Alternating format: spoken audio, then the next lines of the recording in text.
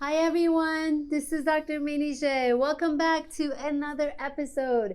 Today I want to share with you 3 of my favorite books on topic of anxiety.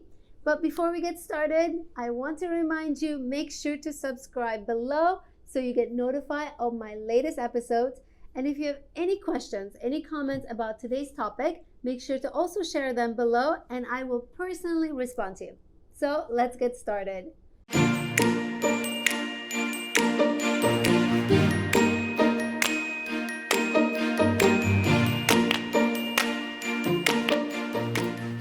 I wanted to share with you 3 of my favorite books on topic of anxiety, and there are a couple reasons for that. One is because I love books.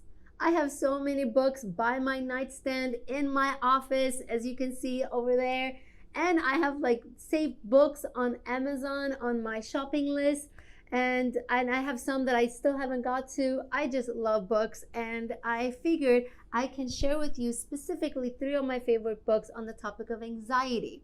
And that's the second reason I wanted to share these books with you, because I specialize in dealing with anxiety. I believe anxiety can show up in so many different ways in our lives, and it's not about being young or old. It's not about being a gender.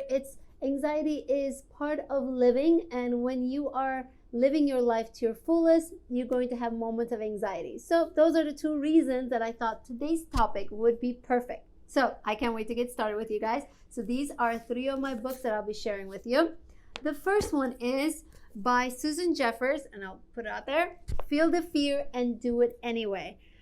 Guys, I've had this book so many years, and I have referenced this book probably hundreds of times to my clients. And I will tell you, the number one thing from this book I share with my clients over and over and again, and it's one of the biggest takeaways I had from this book. It was so life-changing, and it was at the beginning of this book, and it's on page 7.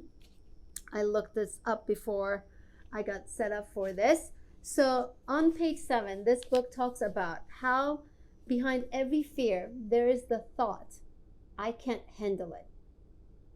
Behind every fear, behind every anxiety, behind every doubt and insecurity you have is the thought, I can't handle it. This is how the author says it. At the bottom of every one of your fears is simply the fear that you can handle whatever life may bring you. I want to read that to you again because it's so good.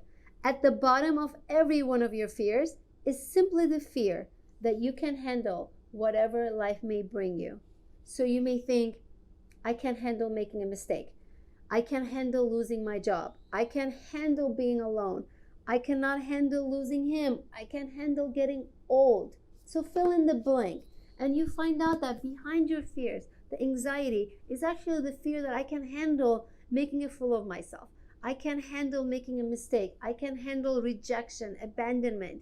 So what happens? You stay in an unhealthy relationship because you think, I can't handle being alone. You don't apply for a job because you think, I can't handle rejection. You don't get out of your comfort zone because you think, I can't handle making a fool of myself.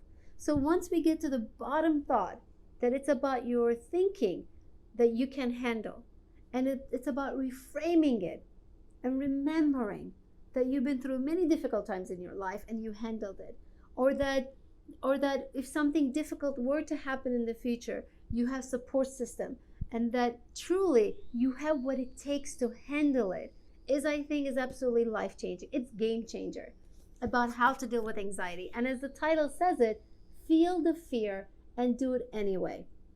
I don't know about you, but I've seen this title go around on social media in so many posts because it's just so good. It's about feeling our feelings, feeling our anxiety, feeling our fear, and still going through with the situation, still having the hard conversation, right?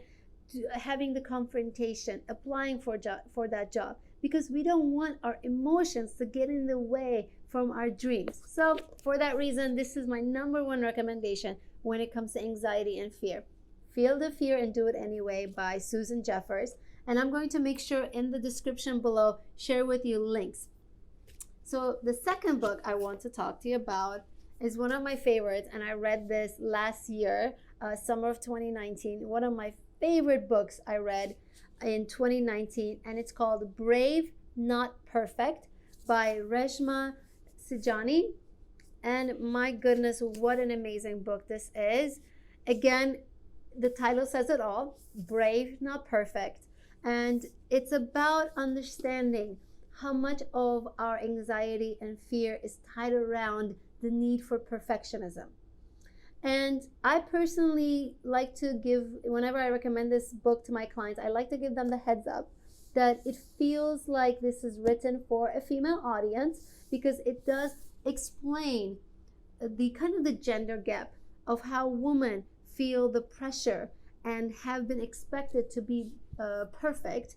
But I know that there's a lot of people out there, despite your gender, that you can relate to this book. So again, I want this book to be a wonderful addition to your library when it comes to dealing with perfectionism, which is what I think is underneath the anxiety, is our need for perfectionism. She talks about, one of my favorite things is bravery mindset. Again, as a CBT therapist, cognitive behavioral therapist, I love the power of our thoughts and how it's feeding into our anxiety. So one of her chapters on bravery mindset, which I love, and it's all about retiring from perfectionism. I love that. I'm a recovered perfectionist, so I love all about recovering, retiring from perfectionism, and owning your bravery and feeling the bravery and knowing that you have the potential to be brave in this world is one of my favorite reasons. You really need to check it out. Wonderful book. The third book I like to recommend for anxiety is this small book. I love it. It's just so small. It's like perfect pocket book. And the title is Everyday Mindfulness for OCD by John Hirschfield and Shayla Nicely. And this book, again, the title is Everyday Mindfulness for OCD. But I want you to still take a look at this book. Even if you don't have OCD and have anxiety, in the past, OCD was categorized under our anxiety disorders. In our most recent diagnostic manual, DSM-5, it is a category of its own. Anxiety disorder spectrum is the correct term. But I wanted to share that background because, again, OCD is very much tied to anxiety. And if you have anxiety and not necessarily have OCD, you might still get a lot out of this book because it teaches you everyday mindfulness tools. And it's so practical. It has a lot of great tools. One of my favorite, I have to go ahead and share that with you, is may or may not technique. And again, the book goes a lot into it. I'm just going to try to give you a quick summary. And this may or may not technique is for you to go ahead and recognize your anxious thought, go ahead and recognize your catastrophic thoughts, that what if scenario, that negative scenario that you are ruminating on or you have thought of, and then being able to say to yourself, it may or may not happen. I don't need to know.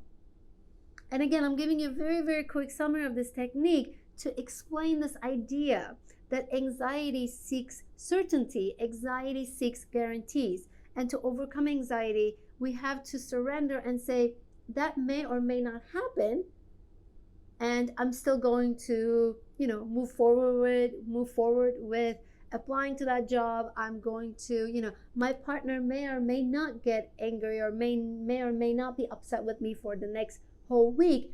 I'm still going to go ahead and sit down and have a talk with him or her because this is important for me. So again, may or may not technique I think is a wonderful way, because a lot of times with anxiety, I know you are future tripping, you are running into the future and having all these ideas of how it's going to play out, and being able to come back to the present moment, which mindfulness is all about. Come back to the present moment and say, it may or may not happen. I don't know. I don't need to know. This is what I want to do. There are other techniques in here that I love. Another one is using a newspaper headline and taking your anxious thought, your worrisome thought, putting in the newspaper headline and kind of play with the anxiety and move towards the anxiety rather than running away from your anxious thought. Move towards it, pretend it was in a newspaper headline, what would it say? And start to get comfortable with the possibility of that anxious thought so that it can lose some of its power over you. Again, this is my third favorite book, Everyday Mindfulness for OCD. Again, even if you don't have OCD, these are great suggestions here that could be applied to anxiety. And if you have OCD, absolutely a great book. These authors are amazing. And I wanted to hope that this conversation about books on anxiety is a helpful addition to your toolbox. There are many different things you can do in dealing with anxiety, and I think reading and learning more knowledge is incredibly powerful. And I hope it's a good also self-care activity for you to take time, check out these books and your recovery from anxiety, from your journey on anxiety. Thank you so much for listening to this episode, and I will see you next time. Bye, guys.